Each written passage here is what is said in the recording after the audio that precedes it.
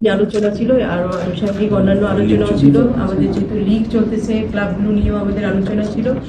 তো চাইনিজ টাইপে আপনারা জানেন যে বাংলাদেশে আসতেছে ফিফা ফ্রেন্ডলি খেলার জন্য।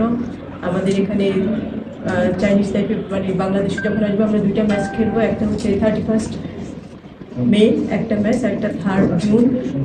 এটা আমরা খেলবো বসুন্ধরার মাঠে, যেহেতু আমাদের অন্য কোনো অল্টারনেটিভ মাঠ নেই। তো বসুন্ধরার সাথে কথা বলে ওইটা ওইভাবে কোঅর্ডিনেট করে নেওয়া হয়েছে। তো এই ম্যাচকে ঘিরে আমাদের যে বাজেট পাস করানো, কারণ টিম যেটা আসবে তাদেরকে আমরা কোথায় রাখবো, তাদের ট্রান্সপোর্টেশন, আমাদের টিমের জন্য যে এক্সপেন্সেস, সব কিছু মিলিয়ে যে খরচ সেগুলো পাস করানো, এটাই ছিল মূলত আলোচনা।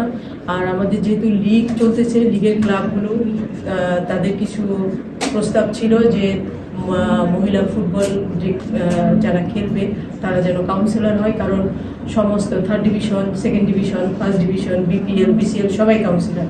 তো মহিলা টিমের ক্লাবগুলোর কথা ছিল যে আমাদেরকে তারা বলছে যে এটা আলোচনা করার জন্য যে তাদেরকে যেন কাউন্সিলর করা হয়, কারণ তারা তো পয়সা খরচ করে এখানে ক্লাব করে। তো তাদের যদি কোনো রিকগনিশন না থাকে তাহলে তো হয় না। তখন আমরা বলেছি যে আমরা এটা আলোচনা করব। আমরা আজকের মিটিংয়ে সেটা আলোচনা করেছি এবং আমরা সেই আলোচনার প্রস্তাব আমরা আবার ইসকোতে দিব। ইসকো থেকে সেটা এজিএমে যাবে, তারপরে সিদ্ধান্ত। এটাই ছিল মূলত আমাদের আজকে মিটিংয়ের জিস্ট। আপনি যদি প্রশ্ন থাকে করেন প্লিজ। অফকোর্স জরুরি, কারণ যদি আপনার একটা ক্লাবের রিকগনিশন কি, কাউন্সিলর, সম্মান কি, কাউন্সিলর। এখন আপনারা জানেন না যে নারী লিগে যারা পার্টিসিপেট করে তারা কিন্তু ফাইন্যান্সিয়ালি খুব সাউন্ড টিম না। তো তারা ওই জায়গা থেকে মেয়েদের লিগে এগিয়ে আসে। আমরা যদি তাদেরকে রিকগনাইজ না করি তারা কেন খেলবে? তাদের কথা হচ্ছে এটা, এবং আমিও সেটা অ্যাপ্রিসিয়েট করি। তাদের দাবি যৌক্তিক। আরেকটা জিনিস, আপনি কি তাহলে মনে করেন কিনা যে কাউন্সিলরশিপ দিলে তারা দল গড়ার ক্ষেত্রে আরো মানসম্মত ফুটবলার নিয়ে দল গড়বে? যেমন গতকালকে আমরা একটা ম্যাচ দেখেছি যে 19-0 ব্যবধানটা, এরকম আগের লিগেও এমন হয়েছে। তো লিগের ক্ষেত্রে যদি একটা দল শূন্য, তার মানে তার সঙ্গে যে 19টা গোল দিয়েছে তার ব্যবধানটা কতটা তো এটা কি মনে করেন কিনা যে যদি তাদেরকে প্রত্যেকটা ক্লাবকে এরকম দেওয়া হয় অন্তত মেজরিটিকে, তাহলে তারা দল গড়ার ক্ষেত্রে তারা আরো বেশি সাউন্ড হবে? আমার বিশ্বাস যে আমরা যদি কাউন্সিলর দেই তাহলে বড় বড় ক্লাবও তখন এগিয়ে আসবে। তখন বড় ক্লাবগুলো যখন এগিয়ে আসবে তখন স্বাভাবিক কারণে খেলার মান চেঞ্জ হয়ে যাবে। কালকে আপনারা যে ম্যাচটা দেখেছেন, এই লিগের সবচেয়ে ভালো টিম এবং সবচেয়ে খারাপ টিম, দুর্বল টিম, তার সাথে খেলা ছিল। তো এই ব্যবধানটা হবে। গত বছর আপনারা দেখবেন যে নাসরিন স্পোর্টস একাডেমিকে বসুন্ধরা 20 গোল দিয়েছে, ঠিক আছে, দিয়েছিল। তো এই ব্যবধানটা কিন্তু থাকবে। আজকে নাসরিন একাডেমির যে প্লেয়াররা খেলছে, এটা যদি বসুন্ধরা খেলতো তাহলে এটা হতো বসুন্ধরার পক্ষে। এটা তো হবেই। তো আমার বিশ্বাস যে আমরা যদি এটা একসেপ্ট করতে পারি বা আমরা যদি কংগ্রেসে এটা পাশ করাতে পারি, ওনারা আরো ভালো টিম করবে, আরো ভালোভাবে তখন জাতীয় দলের প্লেয়ার কিন্তু আমাদের ক্যাম্পে আছে।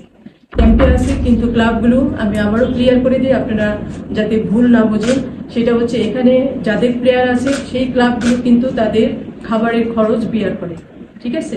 এখানে কারো মিসআন্ডারস্ট্যান্ড করার কিছু নাই যে আমরা কোনো ক্লাবকে ফেভার করছি বা কিছু।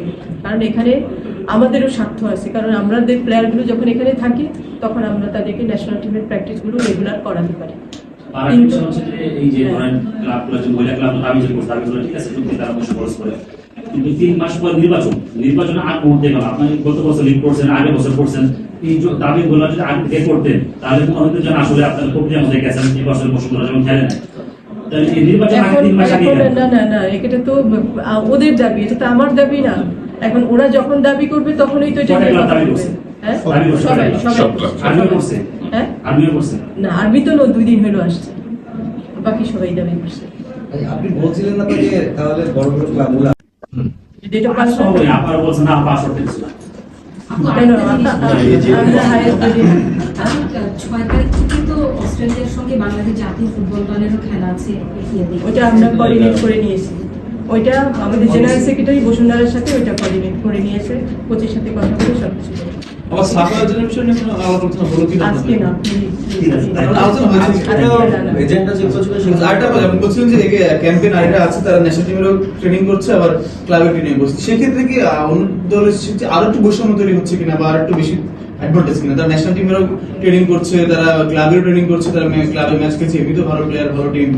অন্যান্য টিমগুলো শুধু একটা ট্রেনিং সেশন পাচ্ছে তাদের ক্লাবে, কিন্তু এরা ডাবল ট্রেনিং সেশন পাচ্ছে, ক্লাব প্লাস হচ্ছে ন্যাশনাল। এটা তো ন্যাশনাল টিমের জন্য তো আমি প্র্যাকটিস করবো। ওরা যদি ক্লাবে চলে যেত, ওদেরকে ক্লাব থেকে নিয়ে এসে আমি ট্রেনিং করাতাম, ঠিক আছে? ওরা যদি ক্লাব ডরমেটরিতে চলে যেত, তখনও কিন্তু আমি তাদেরকে নিয়ে এসে ন্যাশনাল টিমের প্র্যাকটিস করাতাম। এটা তো বন্ধ থাকবে না, এটা এখানে থাকলেও হতো, ক্লাব ডরমেটরি থাকলেও হতো।